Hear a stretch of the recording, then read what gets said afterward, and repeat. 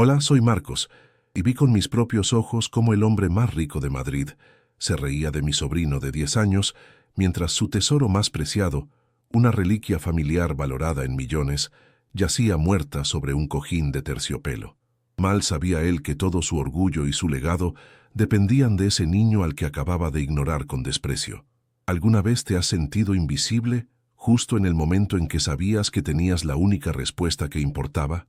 Antes de contarte cómo mi sobrino, Leo, usó solo un alfiler para devolverle la vida a ese reloj que ningún experto pudo arreglar, comenta aquí desde dónde estás viendo esto y suscríbete al canal.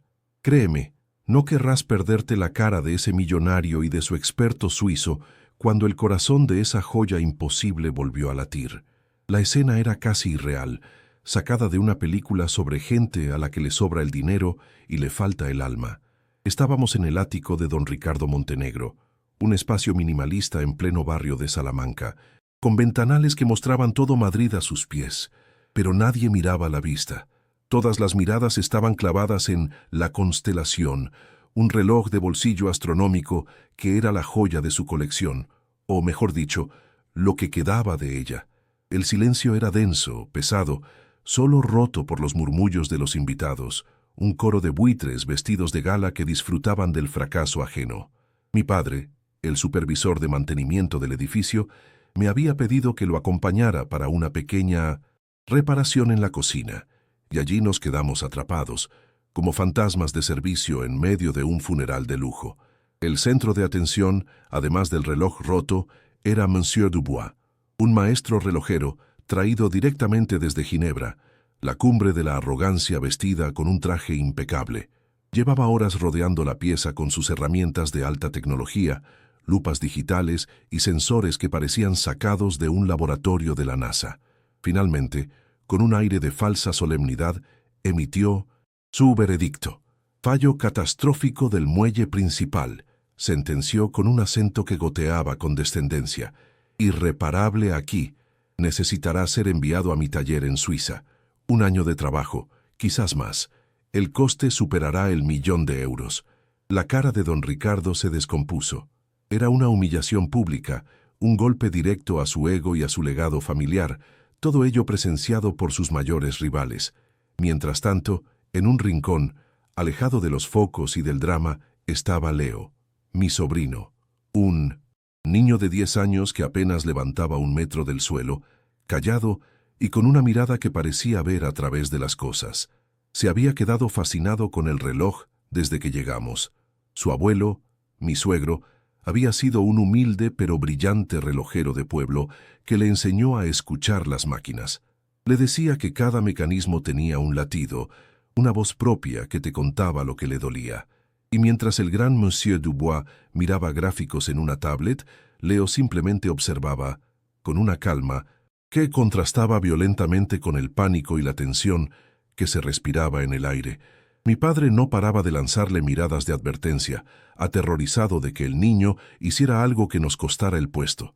Los invitados eran un espectáculo en sí mismos, hombres con relojes más caros que mi casa y mujeres envueltas en sedas y joyas, todos fingiendo una compasión que no sentían. Susurraban entre ellos, lanzando miradas de reojo a don Ricardo, disfrutando de su caída. Para ellos, nosotros, mi padre, yo y el pequeño Leo, éramos invisibles, parte del mobiliario. Éramos los que servíamos las copas, los que arreglábamos lo que se rompía, pero nunca los que teníamos una opinión. Sentía la rabia crecer en mi pecho, una impotencia asfixiante, al ver cómo el dinero y el estatus creaban una barrera tan gruesa que el talento o la verdad no podían atravesarla. Nos veían, pero no nos miraban. Estábamos allí, pero no existíamos en su mundo de apariencias. Fue entonces cuando ocurrió. En medio del silencio sepulcral que siguió al veredicto de Dubois, Leo tiró suavemente de la manga de mi padre y susurró, tan bajo que apenas pude oírlo. Abuelo, se equivoca. El corazón todavía late, pero se está ahogando. Mi padre se puso pálido como el mármol del suelo. Le tapó la boca con la mano, aterrorizado, susurrándole que se callara, que no nos buscara un problema. Pero fue demasiado tarde. En la quietud de la sala, El susurro de un niño había sonado como un trueno. Un hombre mayor, socio de Don Ricardo, que estaba más cerca de nosotros, giró la cabeza lentamente, con el ceño fruncido. «¿Qué ha dicho el crío?», preguntó en voz alta, y de repente todos los ojos de la sala se clavaron en nosotros. El silencio se hizo añicos. La pregunta de aquel hombre resonó en el ático como si hubiera disparado una pistola de fogueo. Todas las cabezas, antes inclinadas en falso luto por el reloj, se giraron en nuestra dirección. Sentí como decenas de miradas, frías y analíticas, nos diseccionaban. Nosotros, los invisibles, los del servicio, de repente éramos el centro de atención. Mi padre, un hombre que había dedicado su vida a pasar desapercibido y a hacer su trabajo con una dignidad silenciosa, se encogió como si le hubieran golpeado. Su mano temblorosa apretó el hombro de Leo, su rostro una máscara de pánico puro. Intentó balbucear una disculpa, algo sobre la imaginación de los niños, pero las palabras se le ahogaban en la garganta. La humillación de ser expuestos así, como un bicho, raro en una vitrina, era casi física. Don Ricardo Montenegro nos miró y por un instante no vi al millonario, sino a un hombre roto cuya paciencia se había agotado. Su mirada pasó del socio curioso a mi padre y finalmente se posó en Leo, un punto minúsculo en su vasto salón. «¿Qué ha dicho?», repitió. Su voz no era curiosa, sino afilada, irritada por esta interrupción insignificante en medio de su catástrofe personal. Mi padre, al borde del colapso, tiró de Leo hacia atrás, intentando esconderlo detrás de su cuerpo. «Nada, don Ricardo, discúlpenos. Es solo un niño, no sabe lo que dice. Le pido 1000 disculpas, no volverá a ocurrir», suplicó, su voz temblorosa revelando el miedo cerval que sentía a perder el trabajo que había mantenido a nuestra familia durante décadas. Estaba dispuesto a sacrificar la verdad de su nieto por nuestra supervivencia. Fue entonces cuando Monsieur Dubois, el supuesto genio suizo, decidió intervenir para reafirmar su dominio. Soltó una risa corta y despectiva, un sonido feo y arrogante que cortó el aire. Se ajustó las gafas y se dirigió a don Ricardo, aunque su mirada llena de desprecio estaba clavada en mi sobrino. «Por favor, don Ricardo, no vamos a entretenernos con las fantasías de un crío. Mi análisis es científico, concluyente. Se basa en microsensores y años de experiencia, no en cuentos de hadas infantiles». La forma en que pronunció la palabra «crío» fue un insulto en sí misma, cargada de un clasismo repugnante. Un murmullo de aprobación recorrió la sala. Para ellos, la opinión de un niño de la clase trabajadora era menos que el zumbido de una mosca. Sentí una oleada de rabia tan intensa que me mareó. Quería gritarle a ese suizo engreído que Leo, con sus manos pequeñas y su calma sobrenatural, entendía más de la esencia de las máquinas que él, con toda su tecnología y sus títulos. Quería defender el honor de mi sobrino y de mi padre, que se estaba humillando frente a todos, pero me quedé paralizado, anclado en mi sitio, por la mirada suplicante de mi padre. Una mirada que gritaba: «Cállate, Marcos, no lo empeores, piensa en nosotros». Eran las cadenas invisibles de nuestra posición, el miedo a las consecuencias, lo que me obligaba a tragarme la rabia y el orgullo. La verdadera humillación no era ser despreciado, sino ser cómplice de tu propio silenciamiento por pura necesidad. Pero Leo no estaba asustado, ni siquiera miraba a Dubois. Sus ojos, grandes y serios, seguían fijos en el reloj inerte sobre el cojín de terciopelo. Con una delicadeza sorprendente, apartó la mano de mi padre de su boca y con una voz clara que silenció de nuevo la sala, habló directamente a don Ricardo. Su voz era pequeña, pero no temblaba. «No está muerto», dijo, y cada sílaba resonó con una convicción absoluta. «Solo está atrapado. Puedo oírlo. Está pidiendo ayuda». La sencillez de sus palabras, desprovista de cualquier arrogancia o miedo, fue como una piedra lanzada a un estanque de cinismo. Ya no era el susurro de un niño. Asustado, era la declaración de un diagnóstico. Un diagnóstico que contradecía directamente al experto más caro del mundo. Ese fue el punto de quiebre. Don Ricardo había tocado fondo. Humillado por sus rivales, estafado por un experto que le pedía 1.000.000 de euros por un fracaso, y ahora un niño de 10 años le ofrecía una esperanza absurda. Miró el rostro petulante y ofendido de Dubois, luego la expresión tranquila y segura de Leo. Vi en sus ojos una batalla, la lógica contra la desesperación, y la desesperación ganó. Con un gesto brusco gritó, «¡Basta!». El eco de su voz hizo que todos se sobresaltaran. Luego fijó su mirada en Leo, una mirada que ya no era de irritación, sino de una curiosidad salvaje, casi demencial. «Acércate, niño», ordenó. «Muéstrame qué es lo que oyes tú que este genio de Ginebra es incapaz de ver». El aire en el ático se volvió eléctrico.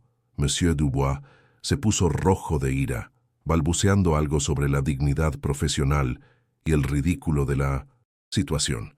Los invitados, antes aburridos, ahora se inclinaban hacia adelante, sus rostros iluminados por una curiosidad morbosa. Esto era mejor que cualquier cotilleo. Era un circo inesperado. Mi padre intentó una última vez retener a Leo, susurrando, «Leo, por el amor de Dios, vámonos». Pero don Ricardo lo silenció con una mano alzada. «Déjelo», ordenó, y su tono no admitía réplica. Y así, lentamente, ante la mirada atónita de todos, mi sobrino de 10 años comenzó a caminar. Cruzó el suelo de mármol, pasando entre trajes de miles de euros y miradas condescendientes, dirigiéndose hacia el altar donde yacía el tesoro roto. Contuve la respiración. Todo nuestro futuro estaba en sus manos. Leo avanzó. Cada uno de sus pasos menudos resonaba en el silencio denso del ático como el latido de un tambor. Era un niño cruzando un océano de mármol, dirigiéndose hacia un altar de fracaso y orgullo herido.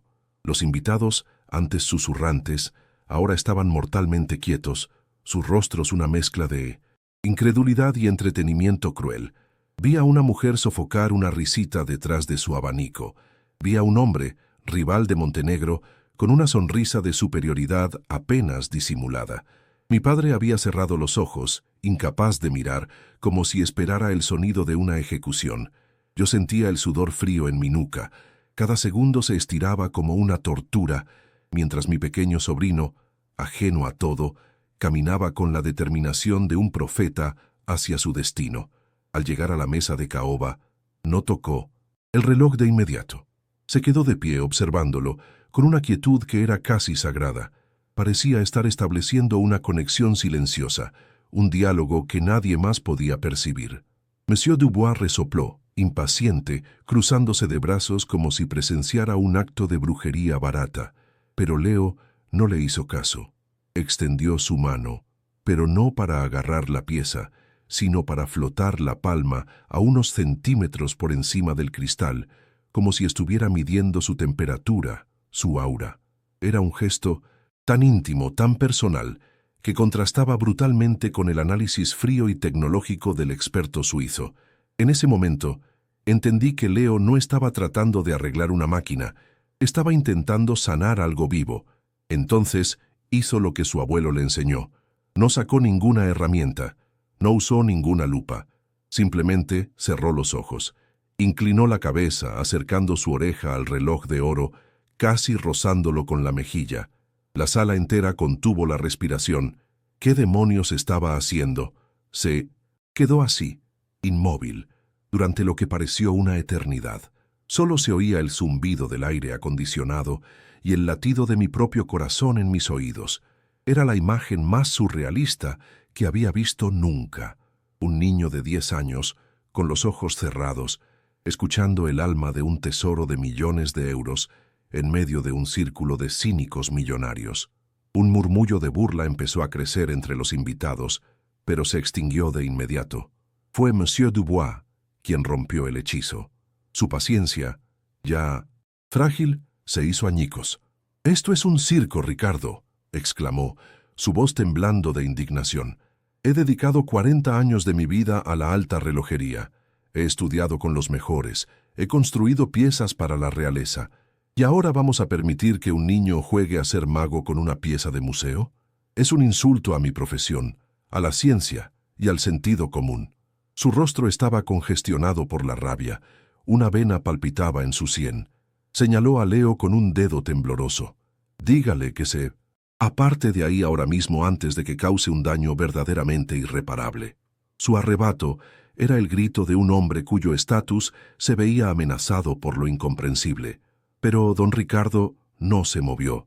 Su mirada estaba clavada en la pequeña figura de Leo. Había algo en la calma del niño, en su total abstracción del caos que lo rodeaba, que parecía haberle hipnotizado. Cuando Dubois terminó su diatriba, Montenegro levantó una mano, no con brusquedad, sino con una lentitud cargada de autoridad. «Silencio, Dubois», dijo.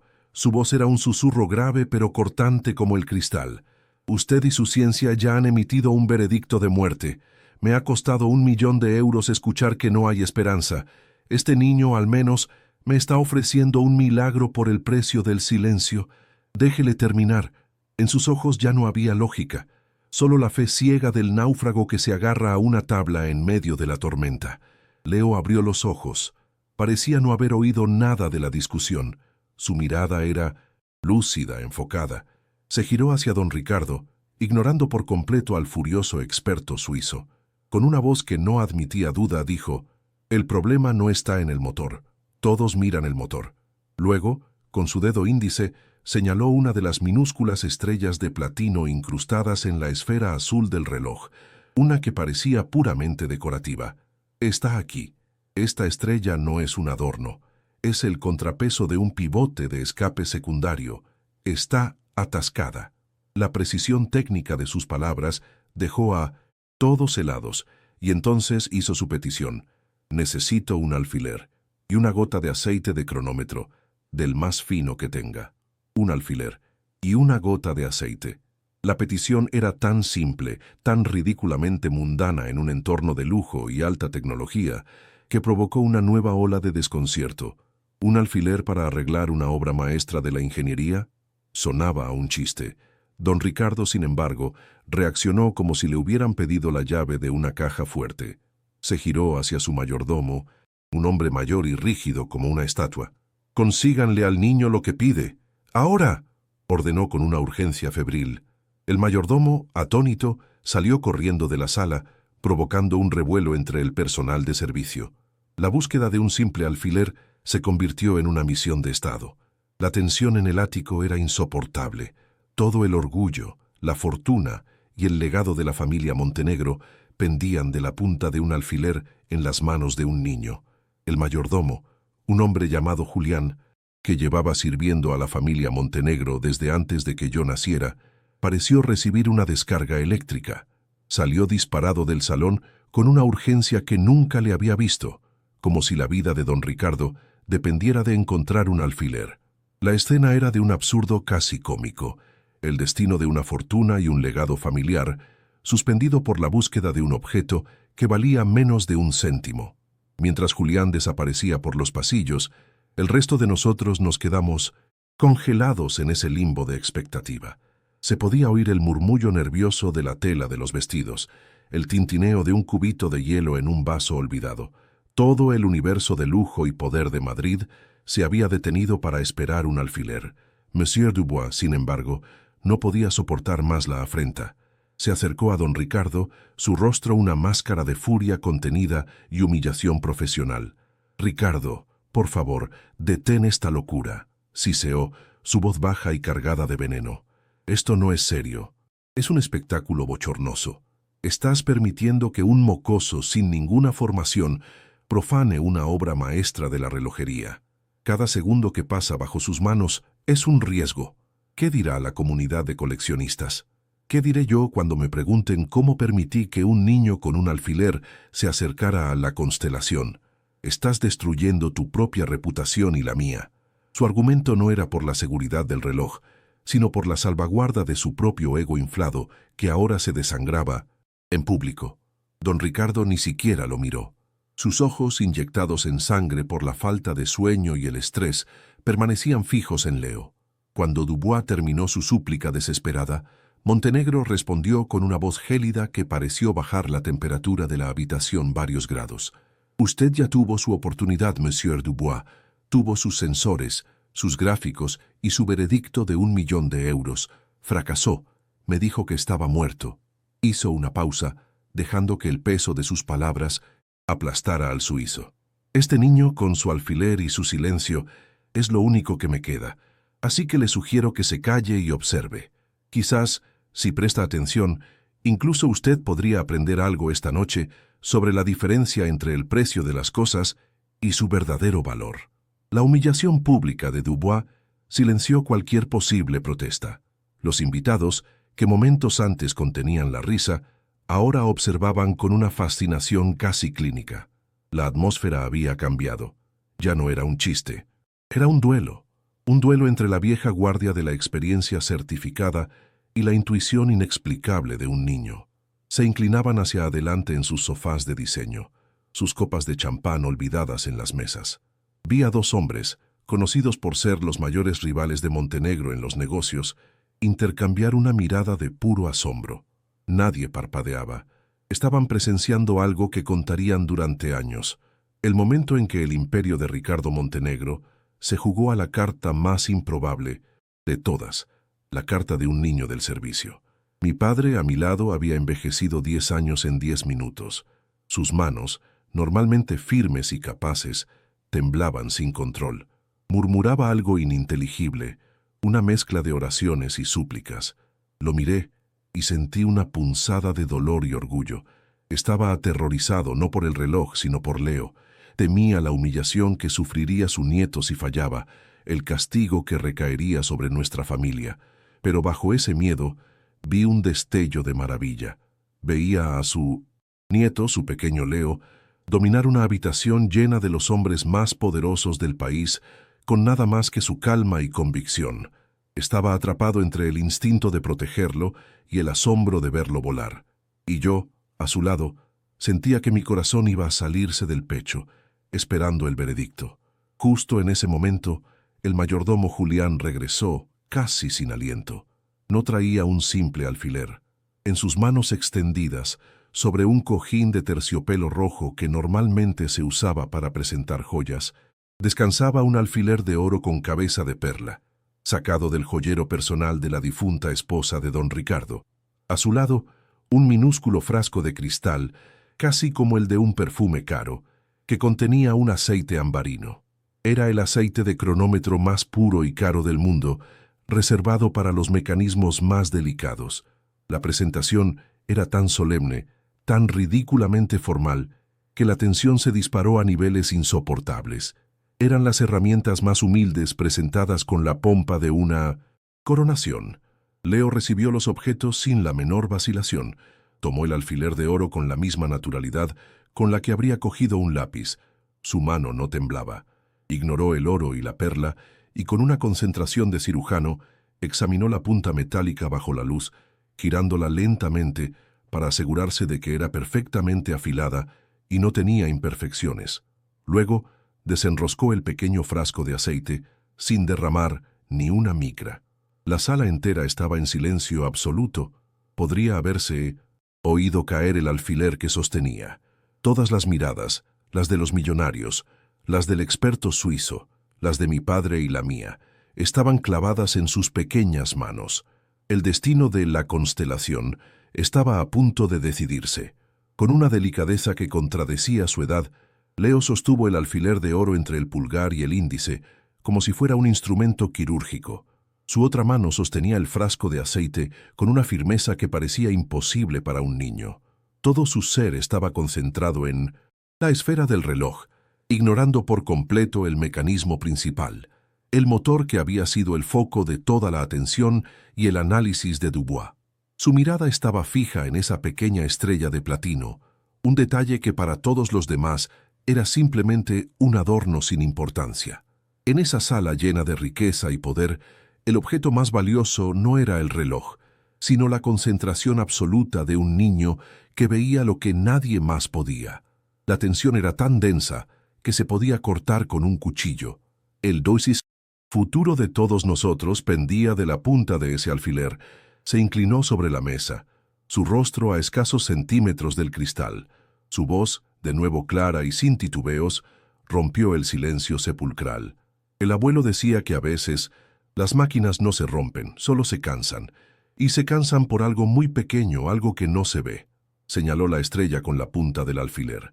Esto no es un adorno, es el contrapeso de un pivote de escape secundario, y creo que una mota de polvo, una sola, se ha metido. Ahí, no lo ha roto, solo lo ha desequilibrado. Todo el sistema se ha parado para protegerse. La explicación era tan lógica, tan elegantemente simple, que dejó a todos sin palabras. Monsieur Dubois soltó un sonido ahogado, una mezcla de incredulidad y desprecio, pero nadie le prestó atención. Todos los ojos estaban en Leo. Con una concentración que helaba la sangre, Leo introdujo la punta del alfiler por una apertura minúscula en el lateral de la caja del reloj, una que solo alguien que conociera su diseño a la perfección podría encontrar. Nadie en esa habitación respiraba. Vi a mi padre apretar los puños, sus nudillos blancos. Leo no movió el alfiler bruscamente.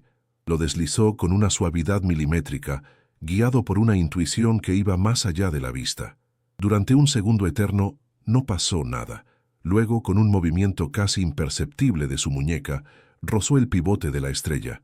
Fue un toque, no un empujón, un susurro mecánico. El gesto de un artista, no el de un técnico. Estaba dialogando con el mecanismo, pidiéndole que se liberara de su carga, en lugar de forzarlo. A continuación, retiró el alfiler con la misma lentitud y cuidado. Lo dejó sobre el cojín de terciopelo. Cogió el frasco de aceite, lo desenroscó y con un pulso que ni un cirujano podría igualar, inclinó el frasco hasta que una única gota, una sola lágrima de ámbar, se formó en el borde. La dejó caer con una precisión asombrosa, justo en el punto que había tocado con el alfiler.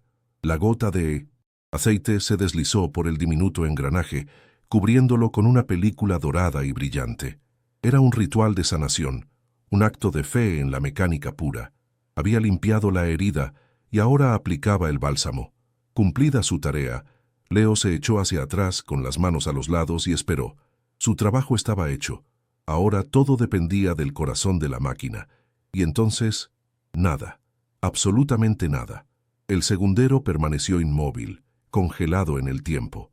El silencio en la sala se volvió pesado, opresivo. Un suspiro colectivo de decepción pareció recorrer a los invitados. Vi una sonrisa de suficiencia, cruel y victoriosa, empezar a dibujarse en el rostro de Monsieur Dubois.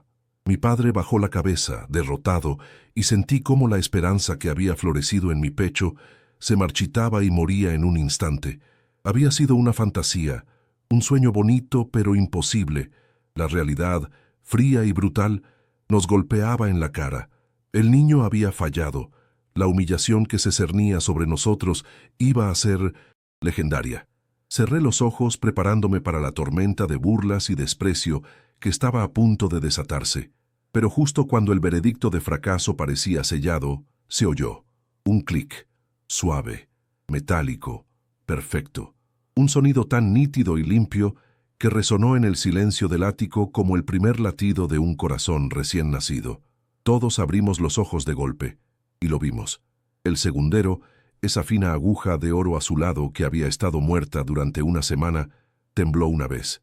Y luego, con una fluidez imposible, comenzó su barrido elegante y continuo por la esfera del reloj. 1, 2, 3 segundos.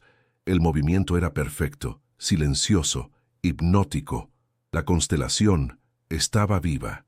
Su corazón latía de nuevo, con la fuerza y la precisión con la que fue creado hacía 200 años. El milagro había ocurrido, no por la tecnología ni el dinero, sino por la escucha atenta de un niño. La sala se quedó congelada en un silencio atónito, un silencio que ya no era de tensión, sino de puro y absoluto asombro. El rostro de Monsieur Dubois era un poema de arrogancia destrozada. Su boca estaba abierta, sus ojos desorbitados, mirando el reloj como si fuera un fantasma. Su mundo de certezas científicas y reputación intachable se había derrumbado en un solo clic. Pero la mirada que nunca olvidaré fue la de don Ricardo Montenegro. Se acercó a la mesa lentamente, como si temiera que el reloj volviera a detenerse. Sus ojos, antes duros y desesperados, ahora brillaban con una humedad que no intentaba ocultar. Miró el segundero barriendo la esfera, luego levantó la vista hacia Leo. No vio a un niño del servicio, vio al salvador de su legado. Don Ricardo se acercó a la mesa, moviéndose como en un sueño. No miraba a sus invitados, ni al experto suizo que parecía haberse encogido hasta la mitad de su tamaño. Sus ojos estaban fijos en Leo, y por primera vez esa noche no vi a un millonario, sino a un hombre profundamente conmovido. Se arrodilló lentamente, un gesto que silenció el último murmullo de la sala, hasta quedar a la altura de mi sobrino. Puso una mano temblorosa sobre el pequeño hombro de Leo, y con la voz rota por la emoción, le susurró unas palabras que resonaron como una sentencia. No has arreglado un reloj, niño. Has devuelto el alma a mi familia. Las lágrimas corrían por sus mejillas sin disimulo, y en ese momento, la barrera entre el hombre más rico de Madrid y el nieto del conserje se disolvió por completo. Monsieur Dubois, por su parte, era la viva imagen de la derrota. Su rostro, antes rojo de ira, ahora estaba pálido, ceroso. Intentó articular una excusa, algo sobre un bloqueo temporal o una coincidencia estadística, pero las palabras se negaron a salir. El peso de 100 miradas, que antes lo ungían como un dios de la precisión, ahora lo aplastaban como un fraude. Los mismos invitados que habían asentido a su veredicto, ahora lo observaban con una mezcla de lástima y desprecio. Sin decir una palabra más, sin mirar a nadie, recogió su maletín de herramientas de alta tecnología con una prisa torpe y humillante. Salió del ático no como un maestro relojero, sino como un fantasma expulsado, su arrogancia hecha añicos por el clic de un reloj y la intuición de un niño. Me giré para buscar a mi padre. Lo encontré apoyado contra una pared, lejos del centro de la atención, con el rostro entre las manos. Me acerqué y vi que estaba llorando en silencio, con unos sollozos ahogados que sacudían todo su cuerpo. No eran lágrimas de tristeza, sino de una liberación tan profunda que dolía.